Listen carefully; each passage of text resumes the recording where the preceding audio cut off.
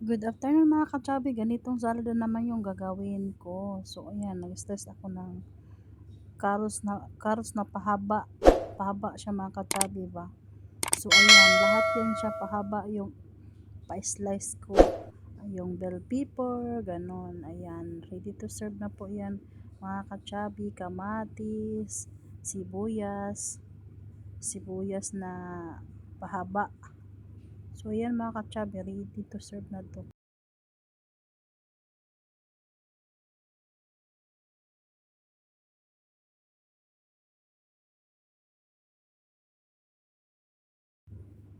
Una ko ginawa dito mga ka-chubby, ganyan po siya yung carrots.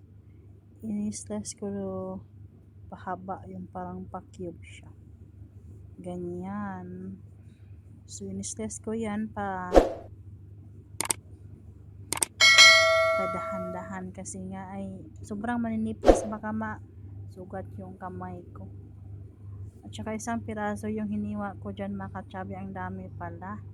Tapos ngayon ay nagustuhan ni Matanda kasi gumawa ako dito ng sauce. Ang ginawa ko na sauce mga ka-chubby ay yung binili ko na mayonnaise. Pakita ko sa inyo mamaya. So ayan, tapos kung mag-stas, nilagay ko na dito sa isang malaking bowl. At saka hindi ko na napakita yung yung pag-slice ko sa iba. Yung meron tayo ditong repolyo, sibuyas dahon, sibuyas bombay, kamatis, bell pepper, ganon. So ayan, hinalo-halo ko na yan mga ka-chubby para mag-combine na lahat yung salad na in-slice ko pa.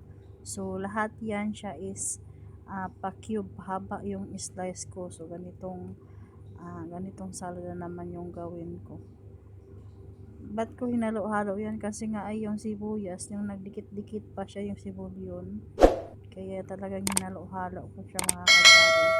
So ngayon ay gagawa na tayo ng ating sauce. Alam niyo mga ka-chubby, yung ginamit ko dito ay wala kasi silang mayonnaise. So, yung binili ko ng mayonnaise nung gumawa ako ng salad nung 26. So ngayon ito yung gagamitin ko. So ayan mga ka-chubby, ayan po yung mayonnaise na binili ko. Kasi lahat na mga ganyan dito mga ka-chubby ay nako, grabe. Wala sila dito ganyan. Kaya ayan. Yan po yung mayonnaise na binili ko. So ngayon, mix natin yan. Lagyan natin ng asin at saka bell pepper at saka oil.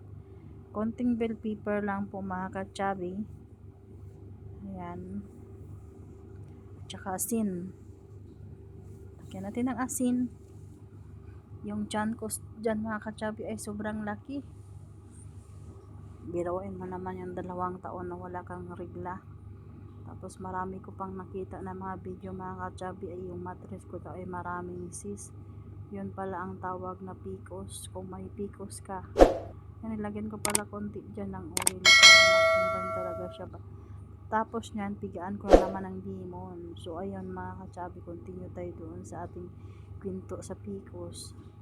Ito pala yung tiyan ko ay meron akong PCOS. Yung PCOS para ay maraming cyst sa kabilang ovary mo. Kaya kailangan ko talaga ipa-check to mga ka-chubby. Sige lang, tapos na yung ID ko. Siguro ngayong January soon, punta ako doon sa saan ba yun? Sa Oasis. Mag-inquire ako doon kung paano magkuha ng insurance para mabayaran ko ng half, tapos next month na naman, February, para kukuha ako ng insurance na 100 plus para lahat ng check up ko sa aking katawan. So parang free na siya lahat ba, kaya mag-inquire ako doon. So yan mga ka-chubby, kinumbine ko na lahat. Andyan na yung bell pepper, asin, lemon, oil, at saka lagyan ko na naman konti ng bell pepper kasi parang konti lang pala yung nalagay ko kanina doon. So ayan, tamang combine lang po tayo dito. Nagustuhan ni Matanda yung ginawa kong ganyan. Yung gustong gusto pala niya ay yung murog, wala akong murog. Tapos nilagyan ko ulit pala ng oil dito mga ka-chubby. Ang sarap pala nito. So, soon pag uwi ko, gagawa tayo nito mga kachabi sa bahay. So, yan lang po muna yung vlog natin for today. And thank you for watching. And bye-bye. See you next vlog.